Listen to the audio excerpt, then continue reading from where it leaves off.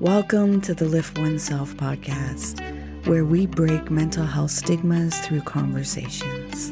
I'm your host, Nat, and we dive into topics about trauma and how it impacts the nervous system. Yet we don't just leave you there.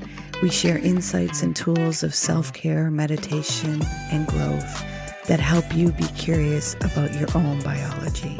Your presence matters. Please like and subscribe to our podcast. Help our community grow. Let's get into this. Oh, and please remember to be kind to yourself. I'm your host, Nat, and today we have a wonderful guest that she's going to bring me through a process for myself. So I'm going to be a little vulnerable and transparent in this podcast. Yet by putting myself out there, she may have services and gifts that you will be able to access and work with her. So Lisa Tenner is with us. So Lisa, could you introduce yourself to the listeners and let me and them know a little bit about yourself? Absolutely. Writing has always been, so I'm Lisa Tenner and I'm a book coach. And writing has always been a deep part of my life. It was definitely a part of my childhood. And yet I was kind of a slow reader. I think I was somewhat dyslexic. And I kind of felt the message, I think, like society-wise and my parents maybe too, like you have to do something that's practical. So I went to MIT, can't get more practical than that. But I was not a very good programmer, which is kind of the field that I chose. And, realized like it was kind of a struggle. I didn't enjoy it. I wasn't fantastic at it. I could kind of squeak by. But I just discovered other things in my first job that a lot of it was teaching and creating classes, which I loved. And eventually, though, like you, I came to a healing crisis that really opened my world. And in this healing from a chronic illness, discovered, well, went back to journaling, which I'd been doing as a child, and discovered how healing writing can be.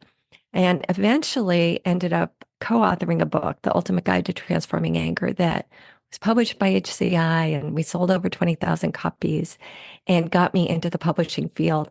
I quickly realized teaching about anger was not much fun. And I really wanted to help people get in the creative zone and write.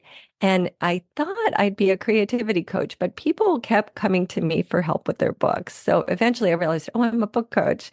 And I was on the faculty of Harvard Medical School's CMA publishing course for over a dozen years and helped a lot of doctors, therapists, healers to write and publish their books. But I also work with a lot of coaches, entrepreneurs, moms, visionaries, spiritual folks. So a whole variety of people, and many have traditionally published. I've helped them with book proposals, and also many have self-published and won awards. And I've done both, actually. So my last two books were self-published and won a bunch of awards. And we've got let's see if I do this right, The Joy of Writing Journal, Spark Your Creativity in 8 minutes a day. And then Breathe, Write, Breathe, 18 energizing practices to spark your writing and free your voice. So it's been a wonderful journey, and I love helping people get in that creative flow, figure out if they do want to write a book, what that book would be, but they can also write other things and just learn to get in flow with breathing, which I know you love, and other mindful practices can be movement oriented too, that help us really get in our bodies and get in that flow where it just comes and it's our best stuff. Yeah. Well, I'm looking forward to this conversation because I am personally invested in this because I am in the process of writing a book, which I have said for many years. So this is like I'm using a lot of excuses. So I'd like to, walk through your process to see where my muse is and what actually the blockages are so I can, walk through that fear and feel it. So before we get in, and I actually have some other questions that I want to pose to you to see what your perspective is. Before we start, would you join me in a mindful moment so we can ground ourselves? I would love to. Okay. And for the listeners, as you always hear, safety first. Please do not close your eyes, yet the other prompts you're able to follow through. So Lisa, I'll ask you to get comfortable in your seating. And if it's safe to do so, you're going to gently close your eyes. And you're going to begin breathing in and out through your nose. And you're going to bring your awareness to watching your breath go in and out through your nose. You're not going to try and control your breath. You're just going to be aware of it, allowing the rhythm to guide you into your body. There may be some feelings or sensations coming up, and that's okay. You're safe to feel. You're safe to let go. Surrender the need to control. Release the need to resist and just be. Be with your breath. Drop deeper into your body. Now, some thoughts or to-do lists may have popped up, and that's okay. Gently bring your awareness back to your breath, creating space between the awareness and thoughts and dropping deeper into your body, allowing yourself to just be. Again, more thoughts may have popped up. Gently bring your awareness back to your breath, beginning again, creating even more space between the awareness and the thoughts, and dropping deeper into your body, being in the space of just being aware of the rhythm of your breath that it might have changed, being aware of sensations. Now, at your own time and at your own pace, you're going to gently open your eyes while staying with your breath. How's your heart doing? Feels good. Feels open. We don't recognize sometimes where 2 minutes of pausing and just doing a check-in with ourselves allows us to, really see where we are in our mental state, in our body, physicals, and be present in the moment. A lot of us are, to-do lists and carry on in thoughts and everything else. And we don't realize how it distracts us from the present moment. So when you were talking, you said like MIT and you dropped Harvard. These are no easy institutes to get into. Yet you had said that you had some difficulty with writing when you were younger. When did you recognize like fully and start trusting yourself, like I need to change the trajectory and path of my life? Um, in a way, the real change in trajectory, I think, came with that illness. So, like 10 years, no more than 10 years out of college. Um, and uh, I was, I had chronic fatigue. So I was really searching for solutions. And I found that the allopathic healing really had nothing to offer me except, oh, you could take a very low dosage of an antidepressant. And for some people, it helps a bit. But as soon as you stop taking it, you're back where you started. And I thought, okay, that's not a cure. And I'm going for a cure. And I felt really confident that that was going to happen. So, I just searched and I found polarity therapy. I did other things too that were helpful, but that was probably the most helpful because it is an energetic and very holistic system. So there's some yoga in there and there's nutritional things and there's kind of that internal dialogue with different aspects of ourselves. And then there's the body work. So it was a really beautiful process and it helped me so much. I decided to study it, not because I thought, oh, I'm going to become a healer, but I really wanted to understand it more because it was so mind-blowing. And that really was an introduction to a spiritual life. I think I'd found moments of that deep connection in nature and moments of it through creativity and certainly through writing, especially poetry. But it was really that work that opened me to a spiritual life. My father was very anti-religion and super anxious, and my mother was fairly anxious. I think there was a lot of trauma, Holocaust trauma, pogroms trauma, so a lot of kind of different trauma. I think maybe almost everybody has trauma in the ancestral field, um, but there was uh, So there wasn't like an openness, I think. I think my mother found her spiritual nourishment in painting. She was a watercolor painter, but I really didn't find it till I found polarity therapy. And I think I found it in moments, right? But really kind of dropped into it then. So I want to ask, you said that you have a process that you help walk through people. Is this in the Breathe, Right, Breathe book, this It's process, or? actually in both books. Yeah, both Okay. books have QR codes. Let's show you real quick. But both books have QR codes that you can scan with your phone, and it's like getting a workshop in a book, or even like a long retreat, um, where in each chapter there's some practice. And in Breathe Right Breathe, especially, every chapter there's either a video or an audio meditation that takes you into a practice, and then afterwards a whole lot of prompts that connect. There's also stories in it too, but it really helps you kind of tap into that creativity with ease. So as I said, I've been in the process of trying to write. I've been writing, Hmm. yet to my difficulty is the structure and feeling that I'm writing, yet is it writing in the way that other people would be interested, or am I just writing just to write? So that becomes conflicting where I'm writing, and I know that when I speak with people, they're like, you make everything so simplified. However, it's like, but a book still needs to be engaging so that the listeners can really see themselves and feel like it's something that's digestible and relatable. And so, if you'd be willing to work with me right now and walk me through a process just to see where my muse is and uh, just help me right now. Hmm. Okay, great. And so I'm just writing a few notes. So when we go into it, I have my notes.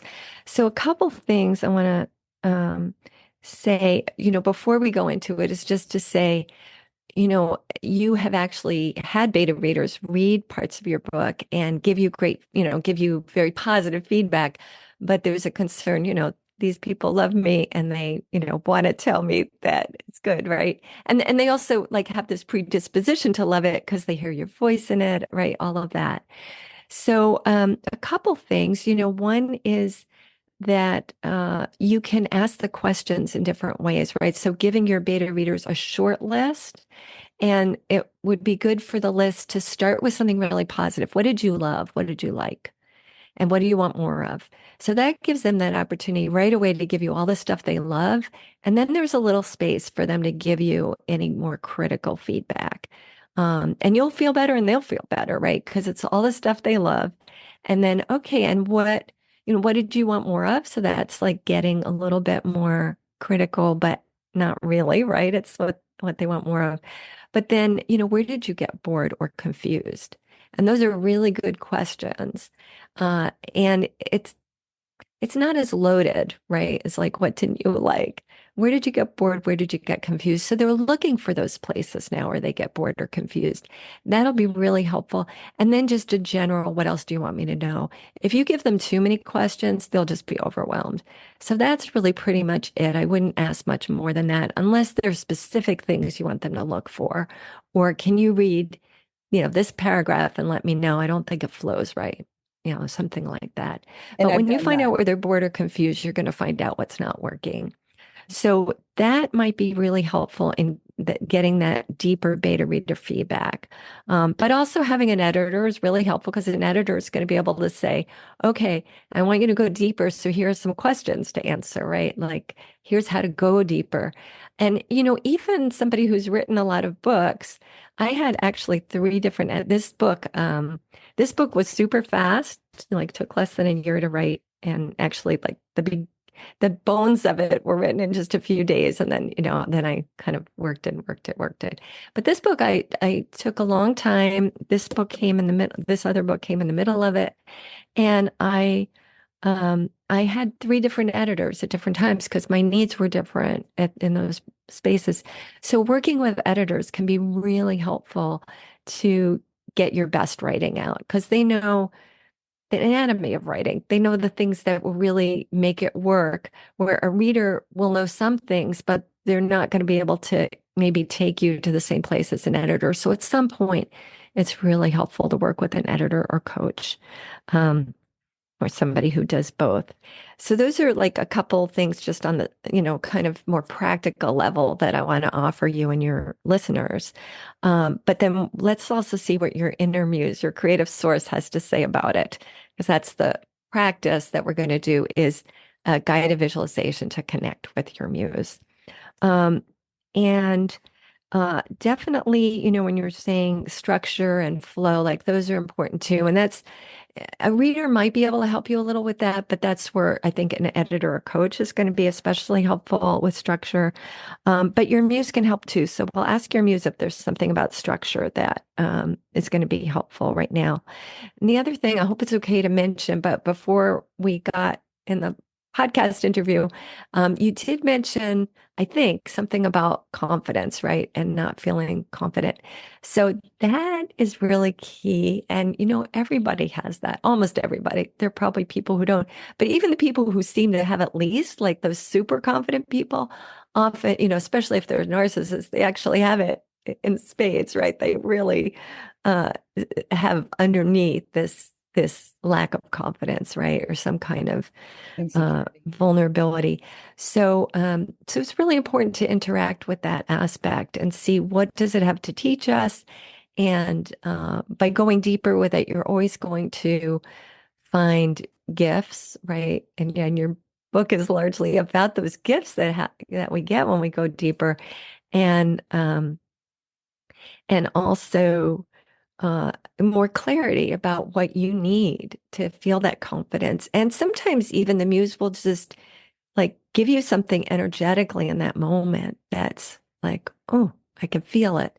And that can really help too. So let's see what the muse has to say if I have your permission to go there. You do. I just want to, what's clearly coming through for me right now is always needing a sense of validation. Because Hmm. when I was in school, in my elementary classes, I was always told that I was stupid and that I wasn't putting effort and don't go into writing. So I Mm. understand that this is Wow. a really deep ingrained belief system, and I know it. Yet viscerally in my body, I know there's still defense mechanisms of believing that. Hmm. So as soon as you said, like, I still look for that validation, it's like, it's not good enough. Like, you're just saying that because you want to appease me. Yet Hmm. those questions that you've just posted, um, gave to the listeners, those are things that I asked them to look for. And they did give me back feedback of, I didn't understand this. This wasn't clear. Great. Can you change that? So, and still for me, that confidence of why would they, tell you that something that isn't of value and whatnot. So I understand that a lot of it is the ingrained belief systems and that wound within myself of not feeling worthy and the validation. Yeah, because of course, like in wanting to support you, they, especially when you give them questions like you did, especially if you gave them the opportunities first to say what they love, then most people are going to be able to say, okay, it's going to be helpful to her to tell her where I was bored or lost or confused. Yeah, and not everybody, there might be some people who really find it hard to do that, and that's okay. But I'm sure you got it sounds like you got a balance of feedback, so that's good to know. Um, and I just wanted to talk a little bit about that. Told you were stupid, don't go into writing. We're usually not taught what really makes great writing, and we might be taught, kind of that um, sort of formula about proving something in an essay. And that's not really great writing. Great writing moves us emotionally. Great writing is transformative, it's cathartic. It changes something within us, right? It might move us to action and to more change and healing. And so that's really great writing. So great writing really connects us with emotion. It connects us with sensory detail. It makes things come alive. And we're not taught that in school, or if we are, we're taught it at usually a fairly surface, superficial level. And so it's actually not your fault if your writing wasn't that good because it probably was partly due to that, really not learning what really makes good writing and not having a teacher who really asked the right questions to help you go deeper because they didn't really have that, right? And also, society has given us so many ways to feel muddled or confused or to protect ourselves from knowing. And if we protect ourselves too much, we're not going to write that well, right? We Mhm. have to be willing to go to those uncomfortable places in our writing, even if we end up not sharing those parts. We have to be willing to go there. And then we can always say, this part I'm comfortable sharing, this part I'm not, for whatever reasons, might be protecting someone else. But giving yourself the space to say it on the page and decide later what you're going to share or not share. So that's also a really powerful piece. But we're not taught that, and there's so many directives not to do that, right? Don't feel. So that's going to come into play too. And sometimes you want to just journal about what's coming up or what's in the way so that you can go deeper with your writing. So so that's another exercise you can give yourself. Thank you. Okay. So now we had a lot of talk. You ready to meet Yes. your muse? Okay, Yes. excellent. So I'm going to invite you now. And for listeners, um, you may just want to listen and experience what it's like to kind of be the observer in this, right? But also feel free to look for where you might have a similar experience, like, oh, yeah, the muse is saying this, and I think I need to do that too, right? So, see, there might be some armchair healing for you here, or armchair transformation, or something to explore. And I will give you the a link to where you can do this exercise on your own. Sometimes it is more helpful to do it with somebody because there's a safety in that, and also that person, especially if they're experienced with this, um, can ask you a follow-up question that really helps you get more clarity. So there are a bunch of reasons that can help to have support in this, but you can also often find some value doing it on your own, just listening to the more general Meet Your Muse guided visualization. So I will share that. Okay. So it's something people can listen to later and try it themselves. And for the Okay. listeners, just let you know, I'm very vulnerable and I'm scared because I'm like, what's going to come up and what's going to be said? Yet I Mm, know that it's just the fear that's, blocking the vulnerability. So this is what the work looks like of being transparent and willing to be honest with yourself. So I'm looking forward to this. So I'm great. all yours, Lisa. Okay. And I also want to say you're in charge. So if at some point I ask a question and what the muse is saying feels like, you know what, this is a piece I don't want to share, you can say that. Of course, you can edit this too. Yes. But it's important, I think, if you're going deep to really feel safe. So Yes. just know, you can say, you know what, I don't want to ask that question of my muse. I think I'm going to be mindful enough we won't go there. But I can go there. I'm fine. yeah. I Okay, understand great. safety. I just said that so because a lot of people will look at me and perceive me as strength and I don't have Hmm. any fears or I don't have this. And because of the work of Hmm. space holding for others, they'll forget like I'm human too and I have my Hmm. own processes. So I just want to make it more relatable that it just we can perceive something. And I'm just giving a little bit of detail of what's going on internally. Yeah, yeah, no, that's really helpful. And I'll say that having helped hundreds of people write and publish their books, and having done several books myself, uh, I I still, feel that vulnerability too. And there are points where I think, why am I writing this? Who's going to read it? Or I'm not an expert on, whatever it is I'm writing about now, especially if it's not writing. That questioning doesn't go away, but it's how we process it. So thank you for modeling that Yeah. for everyone. Okay, ready.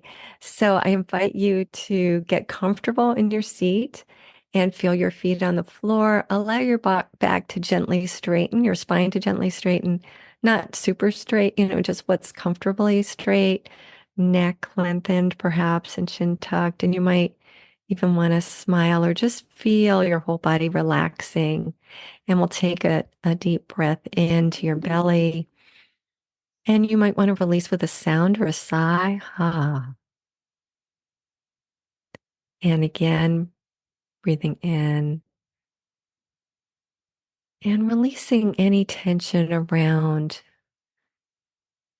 these issues or challenges around writing your book and expressing yourself and really bringing your voice out there in the world in a big way. So just releasing, you can imagine just letting that tension go down through your body, through your legs and feet, and deep into the earth for composting. And now I'd like you to breathe in again. And as you exhale, imagine that you're walking along a path in a meadow. You're going to meet your muse in the woods where your muse is waiting.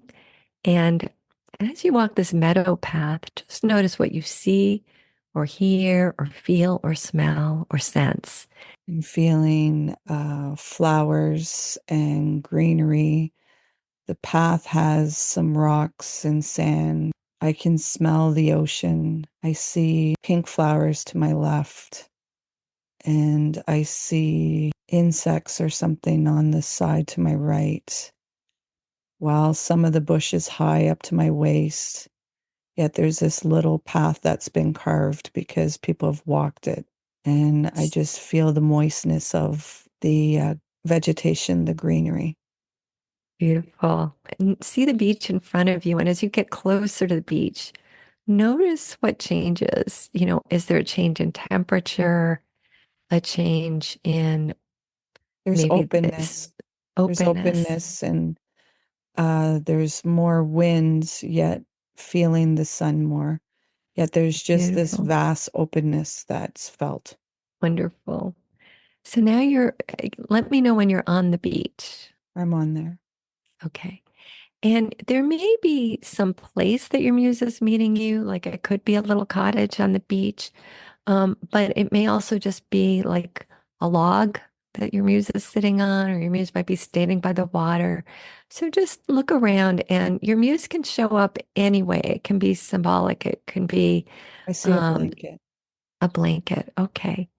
So go towards that blanket. And is the blanket your muse, or is your muse showing up on the blanket, or what do you I notice? feel it, an image on the blanket waiting for me. Yet it's not Mm. a tangible, like I see a silhouette, yet Hmm. it's not a concrete, like physical person. Yeah, beautiful. So maybe just ask inside, to that image, you're seeing that silhouette, that energy that's not, concrete. Are you my muse? Are you here to help me with these questions I have? Yeah, they said, yeah. Mm, great. So let's start actually with that confidence piece and let your muse know that, you got all these messages that you're not a writer. And even when you're getting positive feedback from your beta readers, it's hard to trust it.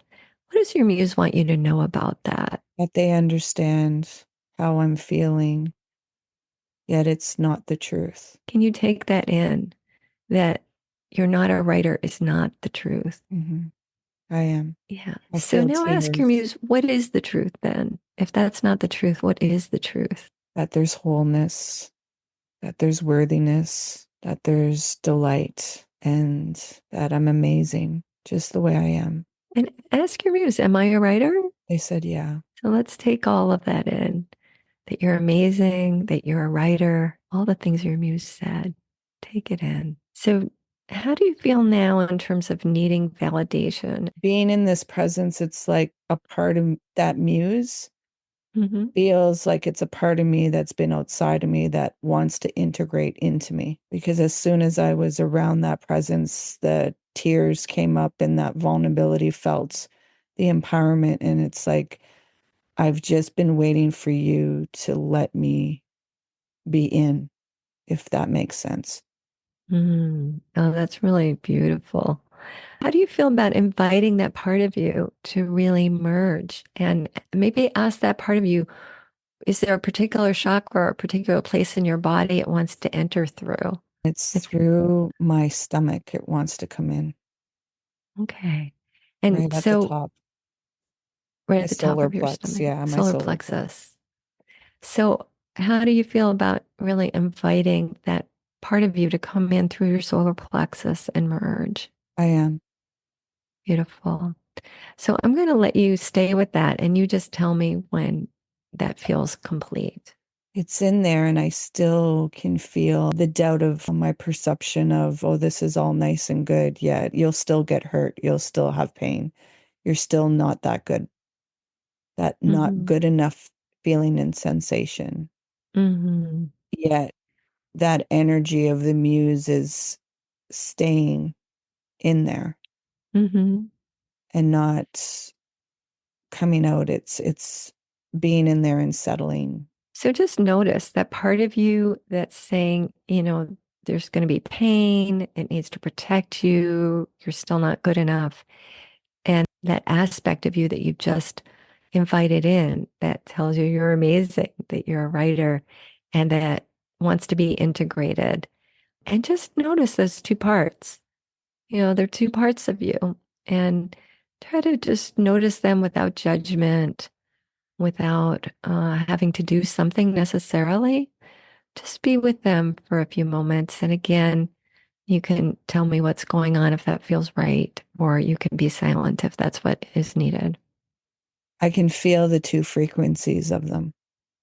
There's like, and it's funny, the muse is like a dark, shadowy entity, not in a frightening way, just as a powerful way of understanding it, its fluidity and movement. And it's very faint, yet very prevalent of its frequency. And the part of the nervous system that doesn't feel good enough just has this moving vibration in Mm, it. And I can feel the two of them like coexisting with each other, hmm. where there's one part that has one frequency and the other part is just a solid frequency. And I'm just going to share briefly. Normally, I wouldn't necessarily do this, but because we have listeners, I feel moved to say that, dark is associated with the feminine, it's associated with mystery, it's associated with that place of creation that's before creation, right? The void. And we're scared of it often. So it's not surprising in some ways that your muse, like this is a powerful muse that shows up as a dark energy and might even be somewhat associated. And I don't want to project that onto you, but just if it feels right, might even be associated with the void before creation, that space that allows creation. So that's a powerful muse, if that is what we're connecting with, which sounds to me. So just ask your muse, what's needed right now? Is this something you can process offline later, or do you need to stay with this a little longer? What do we need right now? The word believe, the word believe within myself is prevalent. And Mm, I've done a certain process so long that I'm staying plateaued there. And now I have to release and walk through and just believe in the path that's not seen, yet trust.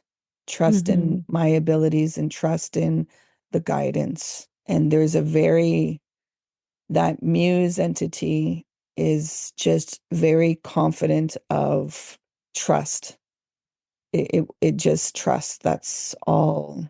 Mm. Just trust. It's funny as you speak, I'm looking at your sign that says breathe, and I almost wonder if you want to add believe or trust below it as a new word to really embrace.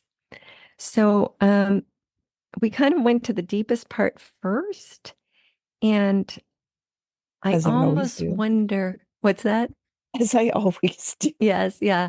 So does it feel right to ask some of these more surfacey questions, or does it feel like, just honor that we went so deep and let this settle before asking the other questions?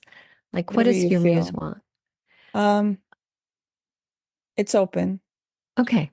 All right. So, you had a question about structure and flow, is there anything your muse wants you to know at this moment about the structure of the book right now? And if there's something particular needed, or does the muse just want you to get some um, support from an editor or coach, or does your muse have some suggestions right now of, we'll do this, and the structure will flow better? What does your muse say? The word overanalyzing is prevalent, and it's also stating you have to be vulnerable to ask for the help. Can you connect with that part that feels like I can't ask for help, or that doesn't feel safe, or I'm not going to get the right help, or whatever it is that's going on?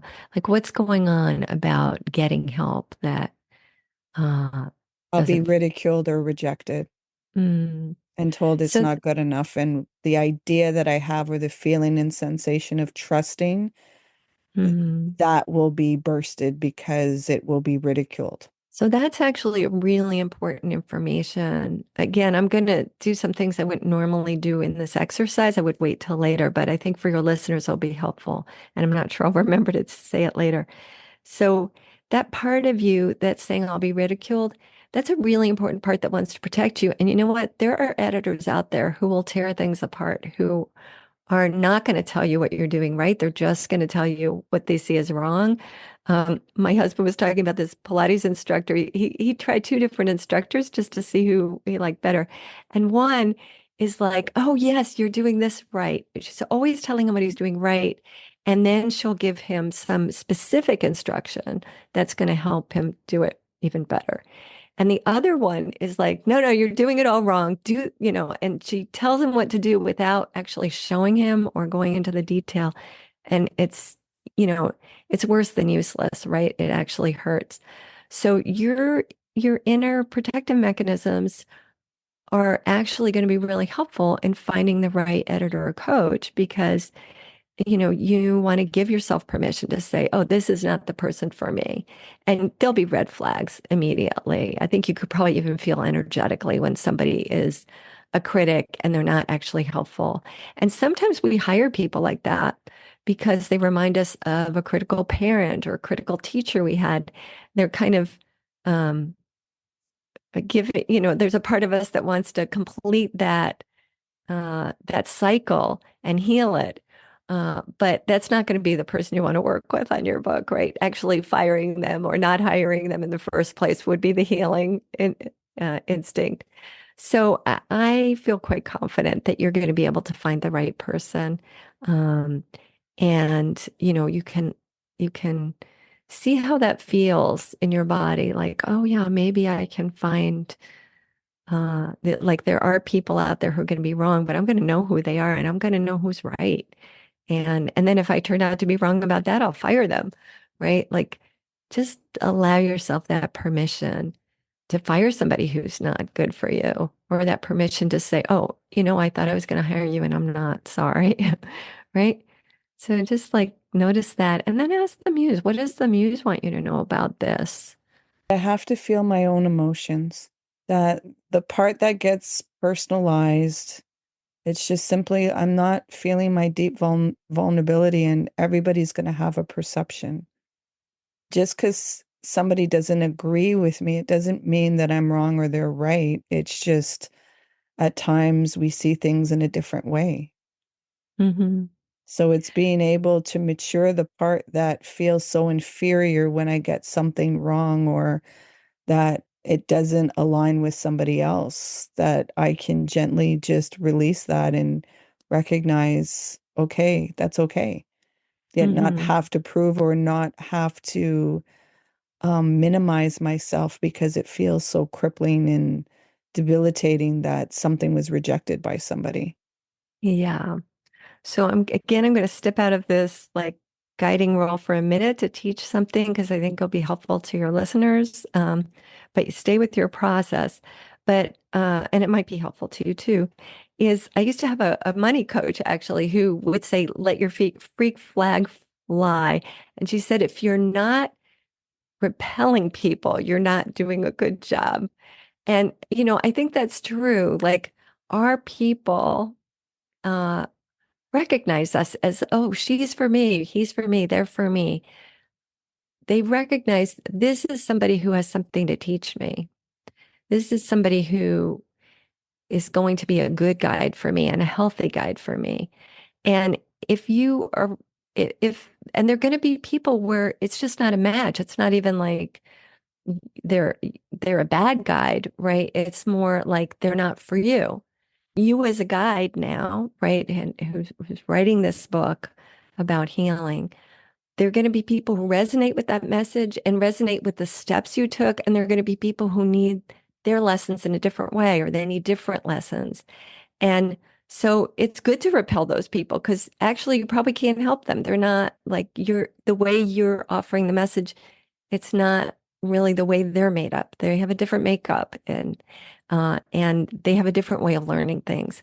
So it's actually great when you're repelling people because it's like, okay, I'm really authentic in my voice. And some people know right away this is for me, and other people know, oh, this is not for me. So it's actually a great thing to be repelling some people. It's like a message that, oh, you're probably on target, unless you're repelling everybody. And then, then there's a question to ask yourself. But I'm sure that's not the case with you, given the feedback you told me you're already getting. Yeah. And I So, also, there's a message coming up for me that I'm trying to write to a certain people to convince them, where the muse is mm, like, let go of that. You're hmm needing to write for the people that need it. mm, yeah. That's like such a lesson in life that when we're trying to convince people, we're not really meeting them like as equals. We're not really meeting them in a fully open way. And so it is an invitation from your muse to drop in deeper and meet people in that place of you're open, they're mirroring that, and they're open. And it's an invitation, right? So let's just see, is there anything else your muse wants you to know before we bring this process to a close? I feel irritation Mm, of being stuck somewhere where it's like, why are you still here? Like not being seated fully in the power. so your muse is irritated with you, or it's No. something like irritation. Yeah, like a little bit of annoyance. Like it's patient, yet it's like you're stuck somewhere that you don't need to be. Yeah. So ask your muse, like, does it have a little key to give you to turn that, unlock that door? Or does it have some practice it wants you to try? Or, I just get the message that I have to step into it. hmm No one can do this for me. It's I have to Yeah. step into it. And what does stepping into it look like? Um, Accepting myself and just revealing the teachings and the gifts and trusting. Just take action and no longer hide behind closed doors. Allow yourself to be open and exposed. So, what goes on inside you when you hear those words, when you It's take it in? truth. And then I search for the part that's trying to hold me back so that Mm. I can meet it and let it know that it's safe. Hmm. Yet parts of me then scream of the pain that I've experienced in life and not wanting Mm. that to happen again. Yet I Hmm. also meet it with, yet everything that we've experienced, we're still here with resilience and Beautiful. So, do you want to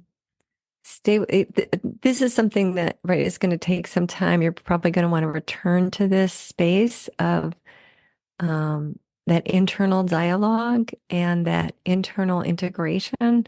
And there might even be some um, symbolic act, like you might find a rock on the beach, something you want to like place near your place where you write. Does your muse have a particular sort of ritual or symbolic thing it would like you to play with to stay with this process? There's a rock that I have that I use, and it's a smooth rock that was given to me.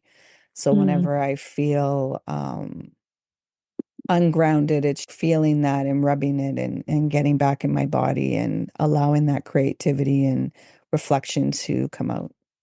So it's Beautiful. interesting you said a rock because I do have a rock. Sorry. So let's stay with this another moment because I like to guide people to just see if you have any more questions for your muse before we end. No, it's integrated in. Great. Oh, beautiful. So thank your muse and know that you can come back here at any time. When you're ready, you can exit the way you came into the that back onto that path. So leaving the beach, going onto that path through the bushes and the flowers back into that meadow. And whenever you're ready, you can open your eyes. Yeah. So do you Thank want you. to say anything? You're welcome. Very powerful, very vulnerable as you create a space of safety, of inquiring, yet you also gave information. Because I've done the work, so it's more easier for me to be vulnerable and speak my process. Yet as soon as I like saw the dark image and saw it, it was like, okay, I feel it this way, but other people might interpret it a different way. Yeah. And having that information of feminine and the dark void, the way I go so deep with people, some of them, they're like, okay, I'm drowning with you. Like, I don't know how deep, like you. And I've been told that most of my life that I think very deeply.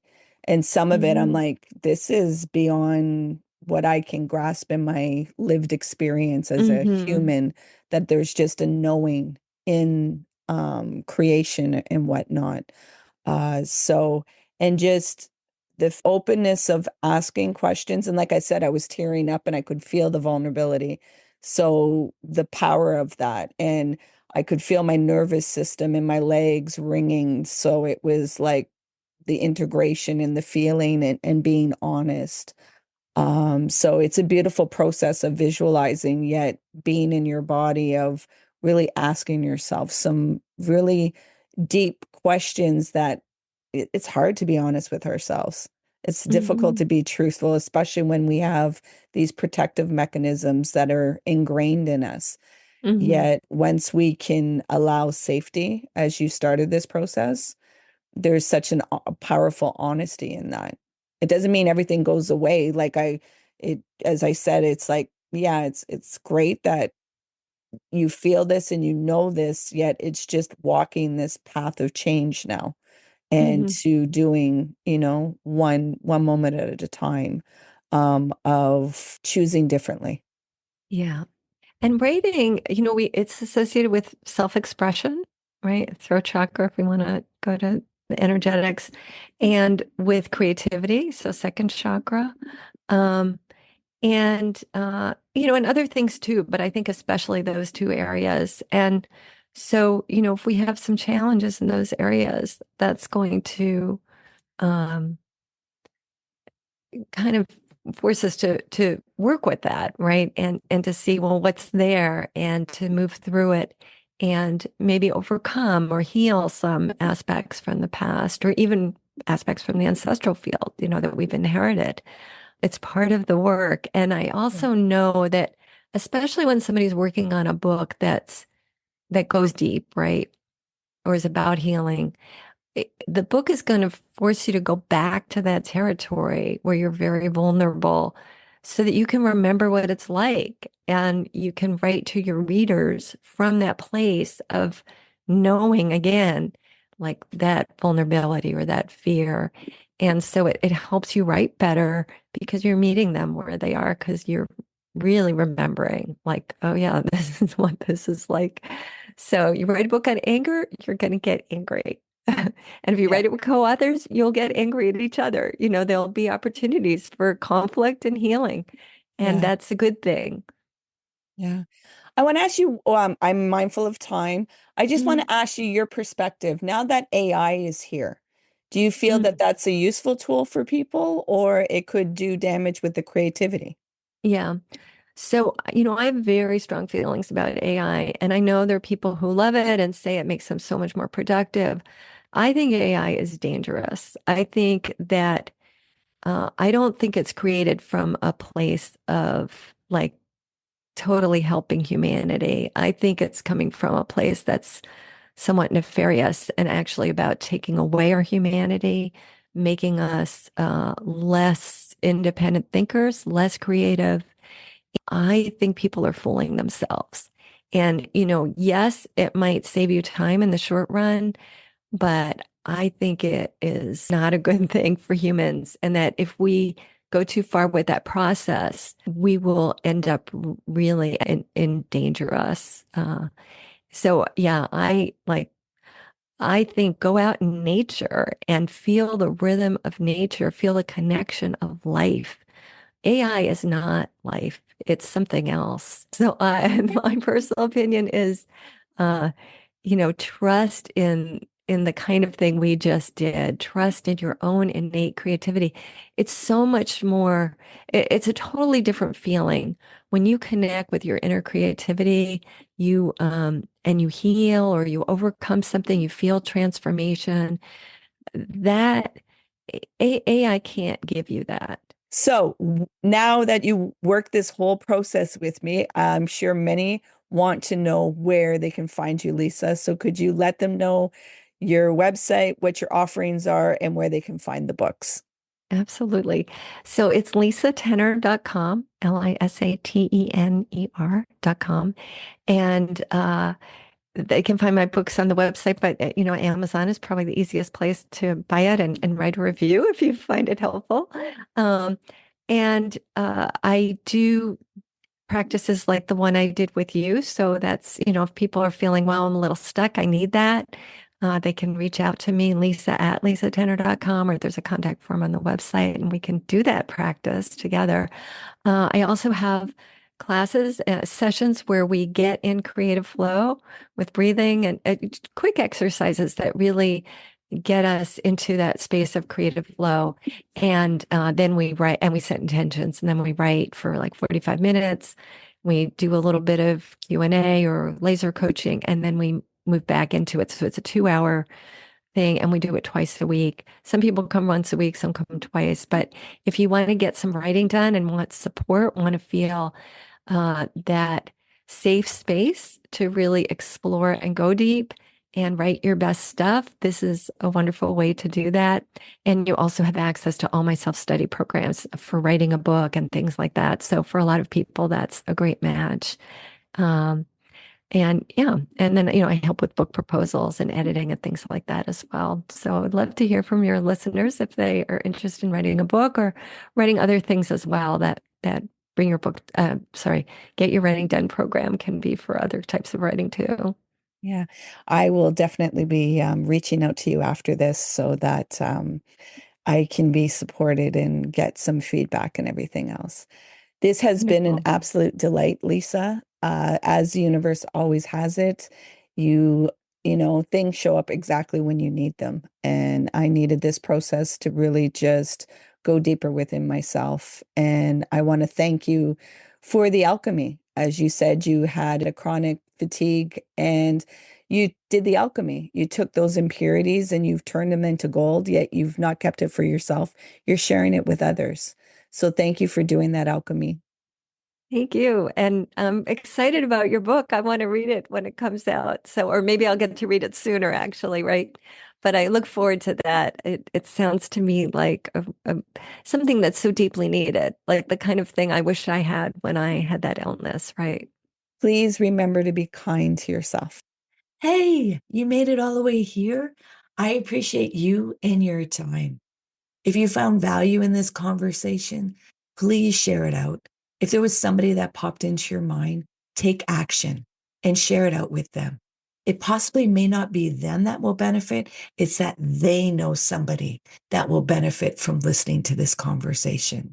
So please take action and share out the podcast. You can find us on social media on Facebook, Instagram, and TikTok under Lift Oneself. And if you want to inquire about the work that I do and the services that I provide to people, come over on my website, come into a discovery call, liftoneself.com. Until next time, please remember to be kind and gentle with yourself. You matter.